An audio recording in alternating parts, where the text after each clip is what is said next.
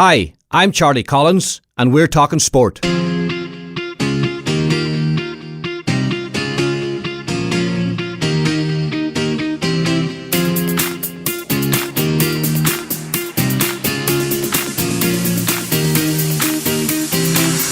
that's the name of the programme, Talking Sport. And talking sport with me today are Rory Kennedy, Brendan Kilcoyne and Mc Nulty. You're all very welcome. Thanks. Two major events we're going to talk about, guys, for obvious reasons. The Donegal International Rally gets going this Friday and, of course, runs through to Sunday. And on Sunday in Breffni Park in Cavan, it's the Ulster Championship semi-final, the first of those. The defending champions Donegal taking on Down in what is, of course, a rematch of the Ulster final last year, which Donegal won quite easily. Mc Nulty of the Donegal News is with me here. Chris, you're welcome. The match, I suppose, a huge thing. We'll come to it in a minute. The rally, a huge event. We attended the press conference there a couple of weeks ago, and it's really, that gets you going for it, Chris, doesn't it? And you realise just how big an event this is for the county. Yeah, I think a lot of people in Donegal, Charlie, probably take the rally for granted because it's been going on so successful for so long. But you know, you really get a buzz when the drivers start appearing at the press night. And we look through the entry list. I suppose maybe a lot of people are saying that there's a lot of top guys who haven't come to Donegal this year. But you know, a quick run through the top five: Gary Jennings, the defending champion. We have Declan Boyle, a Donegal man; Derek McGarrity, Darren O'Riordan, Darren Gass. Again, all top drivers. And you know, the Donegal Rally's been going now 42 years, and what an event it is for Donegal. It's, you know, it's one of Donegal's marquee events of the year. The economic benefit that it brings to the county, I mean, take away the sporting aspect, but the value of the Donegal Rally to Donegal as a county is absolutely huge. And as a sporting event, I think in the top half of Ireland, it's unrivalled really, anywhere this side of Dublin, and the competition that we can expect over 3 days. And of course, that's the unique thing about it as well, that it's the only 3-day rally now in Ireland. What an event it is. And as you say, Charlie, the buzz has been building over the last couple of weeks, and even on the way in from Balbafay this morning, sort of meeting, you know, trailers on the road with the cars and guys getting their graphics sorted. You know, there is a real anticipation now for the weekend. Absolutely. And from a spectator point of view, Brendan, and I know you'd watch the rally every year as well as a sports person, a huge event. Even if you don't know the ins and outs of it, the excitement around it is incredible. Absolutely, yeah, and it does create a great buzz around the town, you know, for the weekend that it's on, and even in the lead up to it. And I know a lot of guys that are big into it, and you know, from Sligo, and that it's their big weekend in Donegal every year. And you know, as Chris alluded to there, you know, it's a big economic boost for the town, and particularly in these tough times. And you know, what also has to be remembered is, you know, there's a big cost involved for these rally drivers to keep cars on the road, and you know, it's great dues to them that they have continued the tradition. And 42 years a long time for any sporting event to be going on. It brings great boost to Letterkenny and Donegal in general, and it's excitement. So it is that, you know, isn't there most other weekends. And I think, you know, that people of Donegal, Letterkenny should, you know, embrace it, enjoy it for what it is, and hopefully it'll go off well for them, and I wish them the very best to look with it in that respect. And credit to them, as I mentioned there, it's the only 3-day event now, and Chris mentioned that as well, outside a World Championship event. And you know, they have people, including myself, have said maybe 2 days would be enough given the economic situation that we have, and given, you know, the fact that maybe it doesn't draw as many people on the Friday as they did. But the Motor Club have decided, no, we're going to stick to a 3-day, and you got to hold your hand up and say well done. Well, I suppose it comes back to the saying, you know, if it ain't broke, don't fix it. And you know, they've been working this, so they have, for the last number of years, and it's been a success. And you know, there's obviously is a big rally contingent following up in the northwest, and you know, it's important that they keep it going as a 3-day event.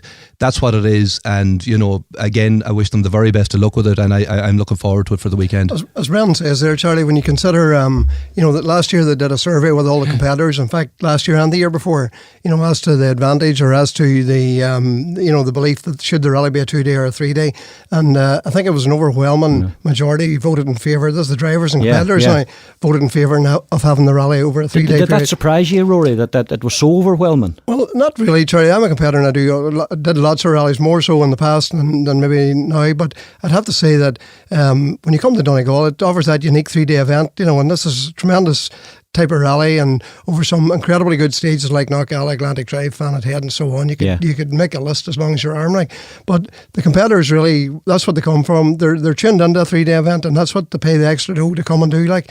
And you would have to say by the spectators, and even as Chris alluded to there, with the economic benefit that the rally brings as well, like, and if you look down that entry list, the many people from Donegal competing in this event is pretty much unbelievable. Yeah. So for every one of them people, there's a family and there's friends and so the interest is enormous. I don't know how you'd even quantify it. Like. Yeah, does that make it easier for the motor club? Because you're right about the entry list. You go right down the entry list. There's Donegal entries there. I mean, it is a sport which is huge in this county, Rory, and we shouldn't forget that. I mean, this is a big event, but there's loads of events happening around the country where guys go and they work all week to get cars ready and all that sort of thing. Are there any other counties in Ireland where there's so many people actually competing as there is from Donegal people? I don't think so, Jerry. No, I think I don't think at all. I know that the Donegal Motor Club is the biggest motor club in the whole country. When you consider I think there's maybe something like 30 or 40 motor clubs. The Donegal is the biggest membership. And what's more is there's lots of other different disciplines within the motor club as opposed to the Donegal Rally. There's smaller rallies and other events that go on as well. So there's a huge interest. I don't know what it is. It's maybe because the rally's running 42 years. It's been handed down. My father rallied before me, and now my son's rallying after me, if you like. Yeah, so sure. It's something that goes right down through the families, I suppose. A bit like you get a bit like the football and yourself, and even myself to a lesser extent. Like. Yeah. Rory, I mean, the highlight for you, of course, was winning it 3 times along with Bertie Fisher in a stellar career that saw you won 17 international, 18 international, 19 was it? Why am I saying 17? You claiming a couple that you didn't, whatever. And you won the Tarmac Championship a number of times, 4 times I think as well. One in Donegal, and we should say it because I'll be shot if I don't. 30 years ago this year, the first Donegal crew ever to win the rally, Vincent Boner and Seamus McGettigan. I can remember that, the joy around that. And I mean, that was a fantastic. For yourself, Rory, I know you're not competing this year. Winning it, I mean, what's the feeling like to get up on that ramp as a Donegal person? Well, obviously winning your home event, like we do all the events throughout the country. The Donegal Rally is only one of 6 events within the Tarmac Championship. And each one, like the Circuit Ireland, the Ulster Rally, Killarney, Cork, Galway, they're all very good events in their own right.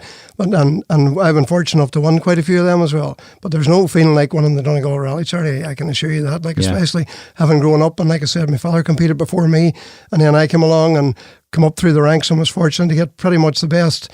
I'd have to say the best run of any co-driver in this country. Like, and we won 3 times, and each one of them times was incredibly brilliant. Like, and even that was.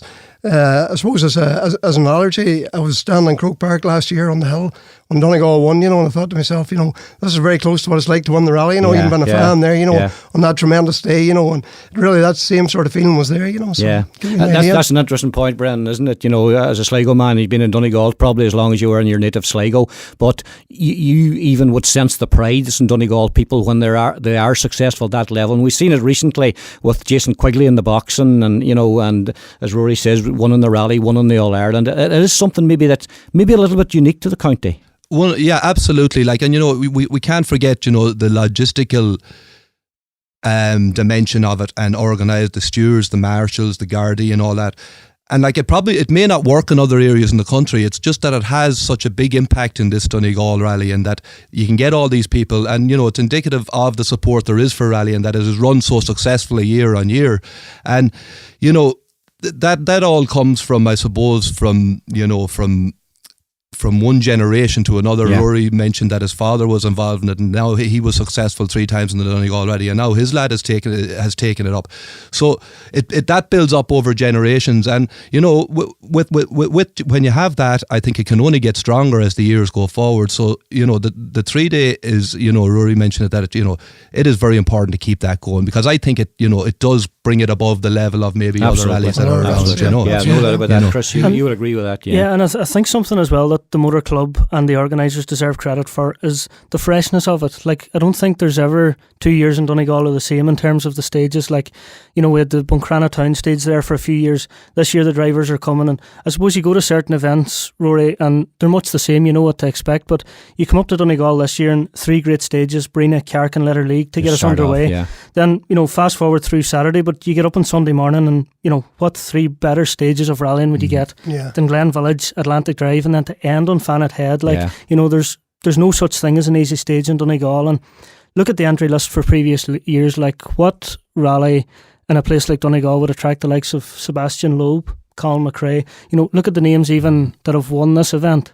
And I think that's testament to the level that organisers and, I suppose, their predecessors have taken this event to, that such names, a world champion like Sebastian Loeb coming and testing his car in a place like Donegal. Absolutely, on the overall scale, that's incredible.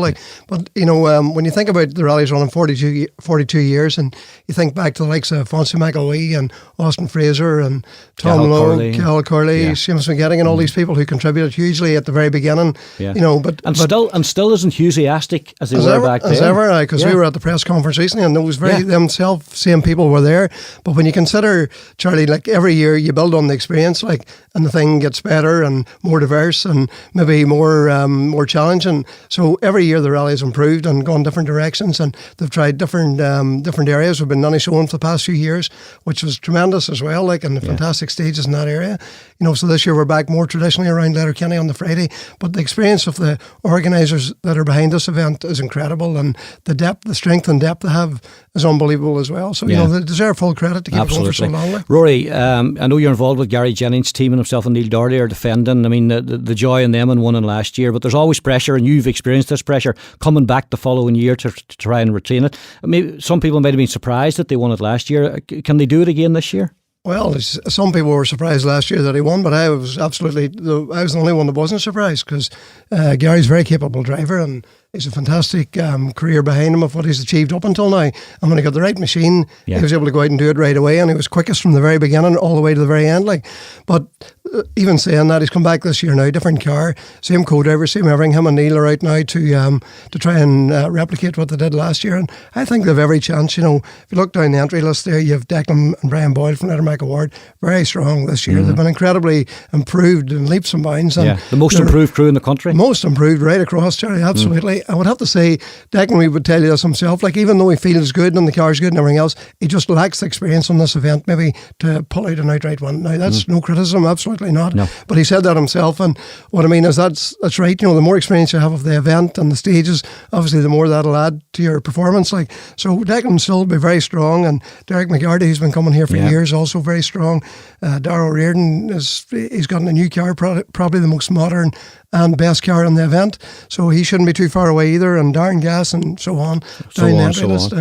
And just before we leave it, the Mark IIs, Craig Breen's coming to driving one, and we expect him to win it, but there was a lot of guys standing down in Higgery's garage there a few weeks ago that'll be chasing his tail. There's no doubt about that. Well, as you know, Craig Breen's a fantastic driver and has achieved a lot in the sport at such a young age, and he's come here to drive a Mark II, which he drove in the Killarney Rally a few months ago, and he was leading there, but he really pushed it to the limit, and ended up the engine gave up on him. So he's coming to Donegal, having only competed here 2 or 3 times, I think, in the past, but I would expect him to be very strong, a professional driver. He can get into any sort of car, any sort of machine, and make it work. But you've also got Manus Kelly, you've got Gary McPhillips, Rodney Wilton, Damien Galler, Brian Brogan. There's a host of boys there, Martin McGee and all them boys will be pushing, so you can rest assured. The escorts will get a good rattle this weekend. It'll be very good. It's just, you've got the top boys in the WRC cars, but the national offers a fantastic spectacle as well. That's something makes it unique as well, Brendan, isn't it? Because there's so many battles within battles. There'll be an overall winner, and then there's 14 classes or something, and it means as much to the guy down in the lowest class to win as it does maybe the fella to win the overall, which is fantastic. Absolutely, and the amount of preparation that these guys put in, and for them to compete in the first place, and then to have an opportunity of maybe being successful in their class, it just adds to the whole dimension of the weekend. So it does, and it's as important for the guy down in the 14 class to win as it is for the top guys to win, and that's good. That can only be good. So it can to keep everyone involved. They put in the same amount of effort and the same everything. It's just different levels. It's in fact some of them have more determination than somebody in a higher class. Well, Rory's a bit biased in who's going to win it, Chris. So we'll come to a neutral voice now, maybe, and give you a say, because Gary Jennings is the form man, and he's shown it that if the car stays right, then he's going to be very hard to beat. Yeah, I think Gary Jennings starts as the favourite, and rightly so. But as Rory mentioned there, Declan and Brian Boyle at their home rally, and Rory gave us an indicator earlier on of how much winning Donegal would mean, and maybe on the 30th anniversary of Vincent and McGettigan winning, and could we see another incredible? Good point indeed. All right, we'll leave the rally there. We're moving on now because a lot of people are travelling south to Cavan on Sunday. There'll be a big Donegal contingent there. Brendan, Donegal against Down. It's almost a case, is it now, Brendan, that people are talking, how do you stop Donegal, not how do you beat Donegal, which to me seems very, very strange for people to be talking in those terms. But have Donegal got that mantra now that you're almost afraid to go out and play them because there's a mindset these guys just can't be beaten? Yeah, it was Charlie, they've put themselves there, reigning All-Ireland champions, a comprehensive victory in the first round against Tyrone. I suppose the fear that you have to have is, maintaining that level. And, Jim McGuinness has Donegal in a great place at the minute. What he's done with them is he's brought massive confidence to their system, individually and as a collective unit kind of thing, and these guys go out believing that they can win every day. These are the same guys that lost a qualifier comprehensively up in Athletic Grounds in Armagh 3 or 4 years ago. By and large, they're the same team, but they go out with a massive belief in themselves now. And Sunday going out without maybe Lacey and Neil Gallagher, it looks like neither of them will be taken to the field on Sunday. But because of the system that they have in place and the belief that they've built up as a team, if you mentioned that you don't have the player of the year last year and what Lacey did last year, it's not a huge fear now. It's not as big a fear as it would have been prior to now. But interestingly, Brendan, when I heard in Stranraer or Balbafay the day of the Tyrone game that Lacey and Mark McHugh were both out, there was sort of a fear factor because you're talking two All-Stars and you rightly say you're talking the player of the year. And I mean, there was this, I suppose I can call it a bit of a myth now, that go outside the top 15, the first 15, and you're going to struggle. But I mean, psychologically, it had to be a blow to everybody involved that Carl Lacey wasn't fit enough to start and neither was Mark McHugh. Absolutely, and standing in the terraces that day myself above McCool Park, and I could feel myself getting the downer kind of thing, that Lacey and McHugh weren't starting. Now it looks like McHugh will be alright for Sunday.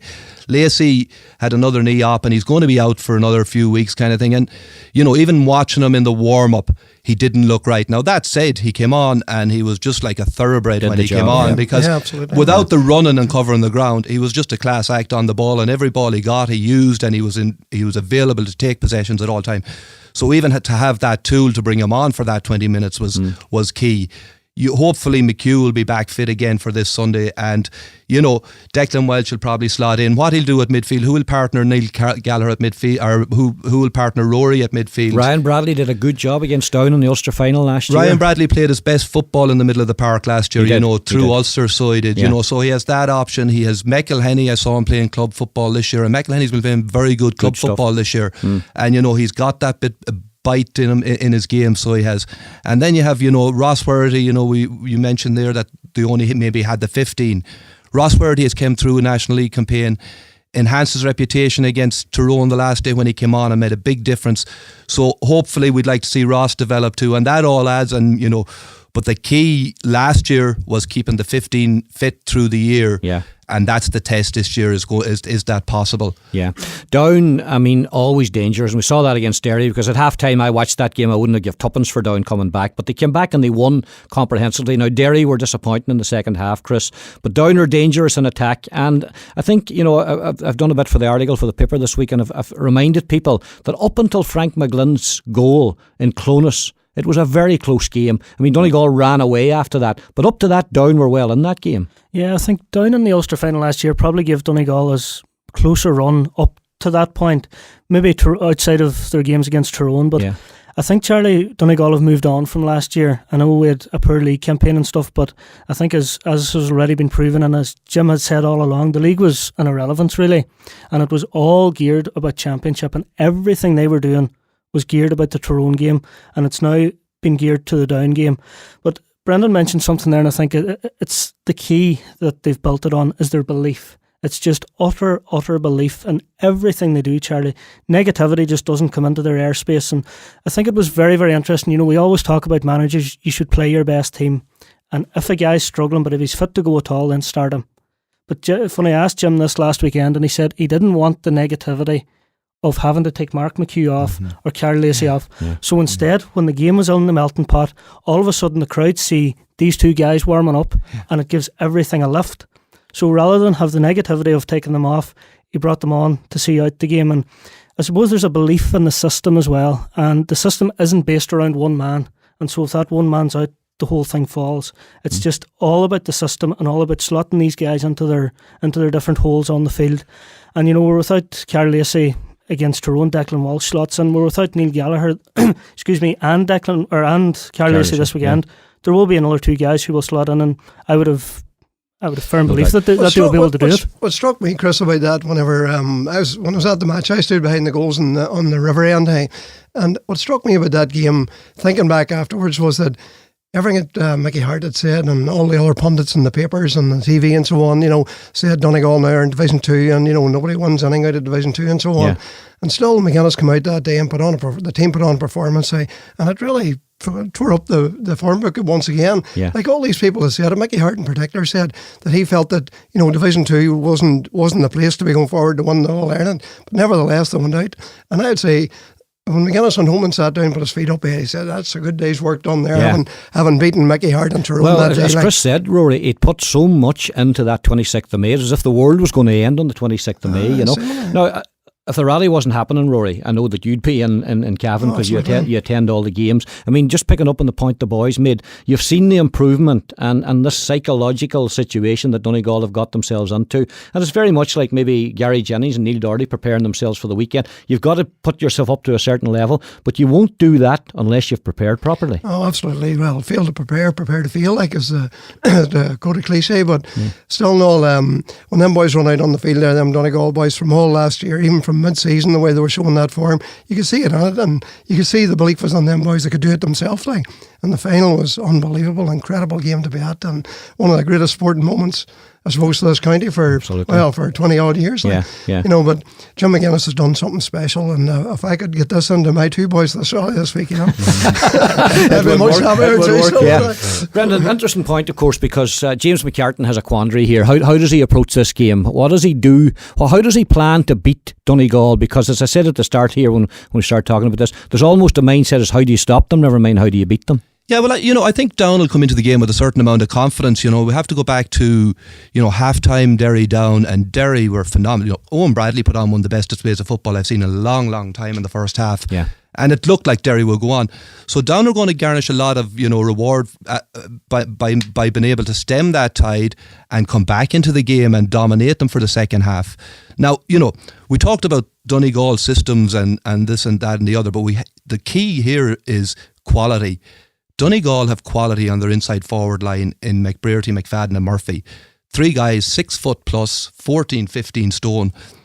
Normally you can set up a full back line whereby big guy full back, take the big full forward and 2 smaller maybe corner backs. Managers are going to have an awful quandary coming up against these 3 guys because the 3 of them are on form. McBrearty has blossomed this year. And I've seen him play club football through the winter at under 21 for Kilcar and Kilcar seniors, and he really has grown up as a footballer, in his attitude, the way he plays the game. So he's given a dimension that is going to be really difficult for opposing teams to mitigate against. But then, the key too comes at the back. 2 McGee's, they're phenomenal. So they are what they did against Tyrone was just, they took O'Neill and Kavanagh where the threat was going to come out of and basically made them anonymous for the day kind of thing. So we have all the systems in place in Donegal, but there's an awful lot of quality, and that's without mentioning Rory Kavanagh, who has a fantastic National League. Frank McGlynn coming back, hopefully fit now, and hopefully the hamstring is sorted. But there's quality all over the field too, so there is. Where Down are a good side, great tradition, are capable of beating any team on any given day. So I wouldn't be going up overconfident. There seems to be a thing in Donegal maybe recently that, from a supporters, and thankfully Jim has shielded the guys from this, that were, unbeatable kind of thing as such. That is not the case in Gaelic football. You can't blame them, Brendan, because if you look at the record, is it 14 out of 15 championship matches they won? So if there is a confidence and a complacency in there among the supporters, you can't really point the finger at them and say, well, you shouldn't be like that. You can't, but, and again, the dressing room is shielded from this by and large because they prepare meticulously for every game that they play kind of thing. But I would go up with a small note of caution on Sunday to Breffni Park because Down are capable. They go into the game with confidence. They really don't have an awful lot to lose because no one expects them to beat Donegal on Sunday. And, James McCartan is a wily owl operator. He's been around a long time. He learnt from last year's game. And you mentioned it. to me, Down were the better team for the first 20 minutes last year, and we're doing very well around the middle of the third of the field and picking up most ball, and we were kind of lucky to be just hanging in there after 20 minutes until we broke, and then once we broke, they went to pieces.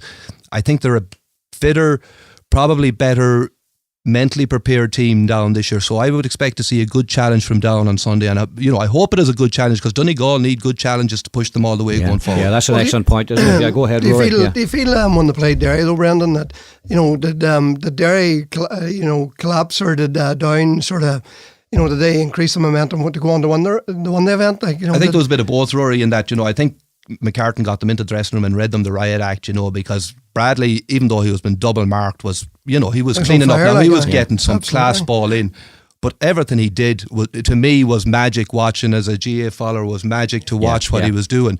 So I think there was a combination of both. I think Down came out more organised, and they sorted it out, and I think they'll get great confidence out of being able to do that, because they didn't do it last year against Donegal. Vulnerability in defence is their worst enemy, Downs, isn't it? I mean, they're going to have to tighten up, because as Brendan said and Rory elaborated on there, Owen Bradley could have scored 3 goals in the first half, and he was in there on his own against 2 men. Yeah. I mean, Derry were absolutely on fire in the first half, but I think where Derry lost that game was they stopped doing what they had been doing, and they were almost happy to sit at half time with what they had instead of going out and putting the feet on the gas again. Exactly. It was almost as if MacGyver had said, right, we'll just for the next 35 minutes we'll hold this, but slowly but surely Down came back, and the 2 goals, I mean, were huge scores in a game like that, where they were just chipping away. All of a sudden they hit Derry, and it was too late. But I think where Down hurt Derry, I don't think they'll be able to hurt Donegal, because you mentioned the 2 McGees, and in my mind Eamon McGee is Donegal's foreign player of the last 12 months. He is absolutely phenomenal. Very unlucky not to get an All-Star last year, I thought. That's the thing, Charlie, he's not getting the credit he should for the jobs he's doing. Against Kerry, he nullified Donaghy for 69.5 minutes. Did the same against Cork, against Mayo, came in, done the same thing against Sean Kavanagh. At the other side, have Down the players that can nullify all 3 of our guys? I don't think so. Where we are also very strong attacking is from that half-back line, and even without Lacey, Frank McGlynn, Anthony Thompson and Declan Walsh, who scored 2 vital points in that Ulster final last year against Down. We've got phenomenal attacking threat from deep, and I think ultimately our quality will see us over the line. Just to throw another span in the works then, Bren, I'll tell you when I was most worried. I was worried when I heard Lacey and McHugh weren't going to play. I was even more worried just after half-time. Donegal had taken a long time to come out at half-time, maybe too long, and Tyrone were out on the pitch, and Tyrone started off the second half very well. When Tyrone got back level, for me, that was a key time. They had 3 or 4 chances to go ahead. Goalkeeper Morgan missed a couple of frees. And we have to admit it, both Donegal goals came at the perfect time. That's right. But for that little 8 or 9 minute period, I felt Donegal are in trouble here. And, I'm sure Jim went away from that match thinking, middle third of the field, they didn't pick up what they would like to have picked up possession-wise. Like, you look back, Conor Gormley, one of Tyrone's more seasoned campaigners, had a phenomenal game and picked up a huge amount of ball in that area. So Donegal will have worked on that, I'm sure, over the last couple of weeks, because they got away with it that day. And, we had Neil Morgan coming up, kicked 6 frees, I think 1 out of 6. Yeah. On another day, Neil Morgan could have put the 6 of them over. Now, okay, there is the big pressure. He was doing it through the league, and it's a different case come championship football. But Down have a couple of good free takers, and a free taker on a given day starts putting them over. It puts more pressure on Donegal. What I liked about Donegal is the way they dealt with it. They had their periods whereby the Werben outplayed in the middle third. They grinded it, they dealt with it, they got them in behind the ball, and then when they did get their chances, they took them. Like McFadden's first goal was clinical. Yeah. Fantastic touchdown from McBrearty. Back of the net. Spotted one corner of the net it could go into. I was right behind, and it was just on a his fantastic right finish. foot. Absolutely. Yeah. And then McBrearty's run for the second goal. And that's the difference between great teams and ordinary teams, to be able to produce something magical like that. McBrearty's run along the line that day was magical, and just like horsemen off him kind of thing. And Ross, if you watch where Ross was when McBrearty got the ball, Ross was out past the in his own 50, 60 yards he ran, and he went the whole way and made himself available to put it in the net. And that's the difference between great teams and getting the scores at the right time and being able to weather the pressure when you're under the pressure. You were down behind those goals, Rory. That McBurdy coming in and the goal going in was like manna from heaven. It was awesome to see that and see the power even of McBurdy coming up the line. But the thing I was very impressed with was that Ross came in there, and as you said, ran 50 or 60 metres and came all the way, and the determination to get there, and with the effort he put in to get that ball. For the time he came on, I felt he contributed enormously to that game. Like everywhere the ball was, he was like. It seemed that he's very recognisable in his stature, but everywhere, he was right in the thick of it from coming on right away. Like. Go ahead, Brendan. Just on the McBurdy thing, I was down in Kilcar last Sunday. Humans were playing Kilcar in a league game, and there's a younger McBurdy coming up, Stephen. Yeah.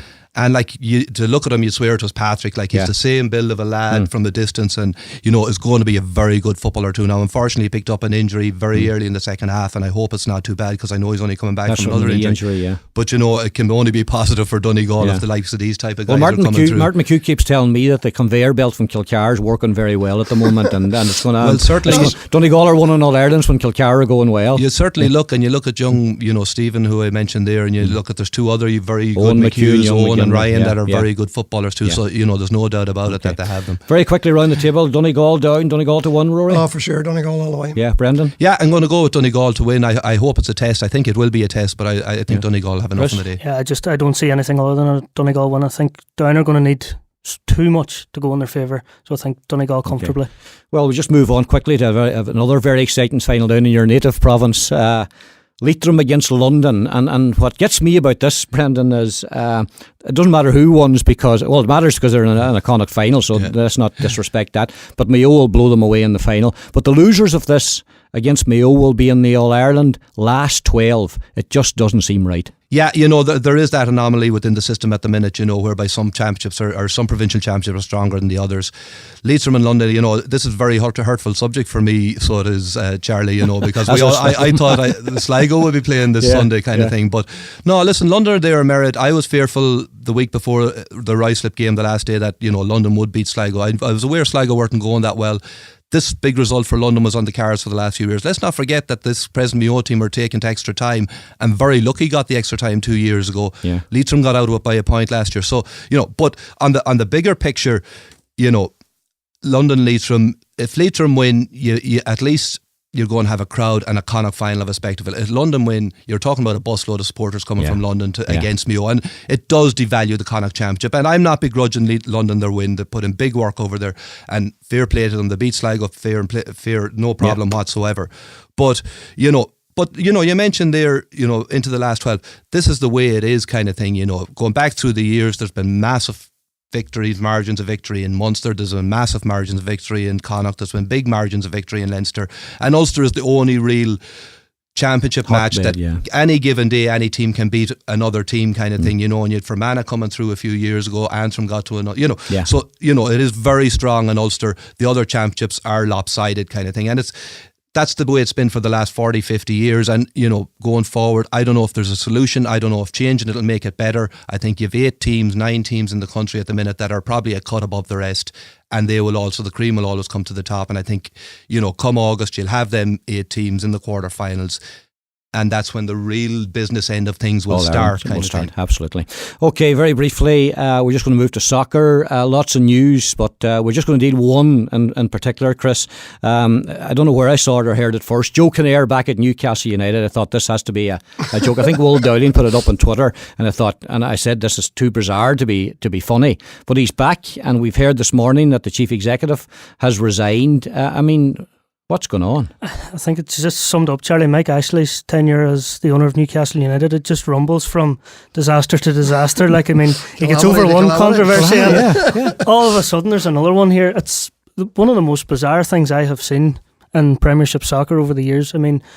What has Joe Kinnear done to put him now above Alan Pardew? And according to himself, he was manager of the year 3 times. I think he was manager once actually. But I think the memory might be going on. He's been talking himself up. Rory, I'm sure you're a big soccer fan as well. You must have got an awful shock when you heard it. Unbelievable shock. As Alan Pardew, that a wee bit of a shaky end Newcastle had this season, but still a very strong team and everything else. But where this has come from, nobody knows. It's bizarre to say the least. Wouldn't happen in GAA, Brendan, would it? Wouldn't happen in GAA. And the best thing about Newcastle is they're theme tune, which is the Going Home, the theme from Local Hero, Dire Straits. That's right. And maybe the answer is there for a few of them, Yeah, absolutely. We got to leave it there, guys. The clock's beating us. Listen, I really appreciate you all coming in for my first podcast. It's been a pleasure, and look forward to more in the coming weeks. Hopefully for a great rally. Rory, good luck to everybody involved in it. Brendan, appreciate you coming in. Good weekend in GAA. Looking forward to it. Yeah, absolutely. And Chris, once again, thanks for coming in. That's been Talking Sport with myself, Charlie Collins, and with my guests. A very good evening.